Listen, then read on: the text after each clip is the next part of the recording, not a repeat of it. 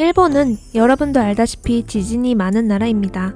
매일 일본의 어딘가에서는 지진이 일어나고 있어요. 지금 확인해보니 오늘도 지진이 있었네요. 이게 일상이다 보니 일본 사람들은 지진에 대해 크게 신경을 안 쓰는 것처럼 보이기도 합니다.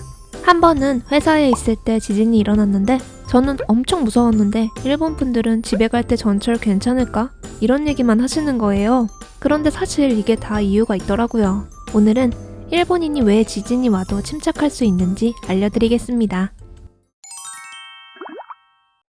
작년에 제주도에서 규모 4.9의 지진이 있었죠?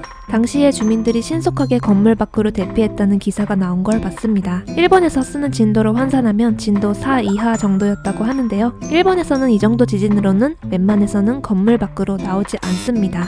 그 이유는 1981년에 건축기준법이 개정돼서 수백 년에 한 번 정도 오는 거대 지진이 발생해도 건물이 붕괴되지 않도록 내진 기준이 강화되었기 때문입니다. 또한 최근에는 단순히 건물을 튼튼하게 짓는 내진을 넘어서 지진으로 인한 건물 손상의 위험을 최소화한 면진과 진동을 흡수하는 재진 등의 기술이 보편화되고 있고 메이저한 하우스 메이커들이 기준법의 1.5배의 내진성을 갖는 주택을 내놓고 있습니다. 즉 엄청 오래된 집이 아닌 이상 흔들리는 동안에는 실내에 있는 게 안전하다는 말이 됩니다. 일본 사람들은 밖으로 나가면 오히려 넘어지는 담장, 간판, 꽃병, 유리 등에 맞을 수 있기 때문에 큰 지진이 와도 섣불리 밖으로 대피하는 것보다는 흔들림이 잠잠해질 때까지 머리를 보호한 채로 기다려야 한다는 인식이 있습니다. 일본의 회사 및 학교에서는 정기적으로 재난 상황을 가정하여 훈련을 실시합니다. 제 경험으로는 지진이라는 경고음이 울리면 재빨리 비치된 헬멧을 쓰고 머리 위에 뭔가가 떨어질 위험이 없는 벽을 찾은 뒤 다음 지시가 있을 때까지 앉아서 대기해야 했습니다. 저는 솔직히 지진보다 지진 경보가 더 무서웠던 것 같아요. 이건 일부러 불안을 유발해서 신속히 반응할 수 있게 하기 위한 것이라고 합니다.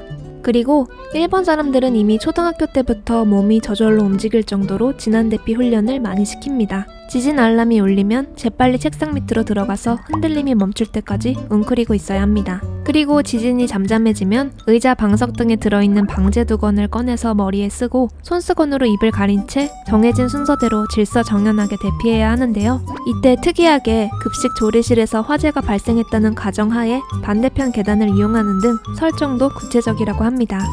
이때 꼭 지키는 게 오카시모라는 규칙이에요. 오사나이, 밀지 않는다.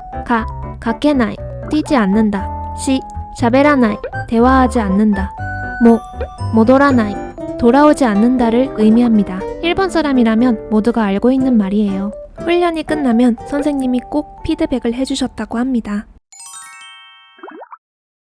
일본 사람과는 다르게 지진에 익숙하지 않은 우리들은 지진이 오면 솔직히 무섭잖아요? 안타깝게도 일본 내에 지진으로부터 완벽하게 안전한 지역은 존재하지 않습니다. 하지만 상대적으로 조금이나마 안심이 되는 곳에 사는 팁은 존재합니다. 매번 짐 싸들고 피난을 가야 하는 곳은 너무 피곤할 것 같아서 저는 집을 구할 때 그 지역에서 제공하는 해저드 맵이나 데이터를 통해 해당 지역의 위험도를 꼭 체크합니다. 그리고 앞에서 말씀드린 신내진 기준을 충족시키는 젊은 집인가 라는 점도 물론 고려하고 있어요.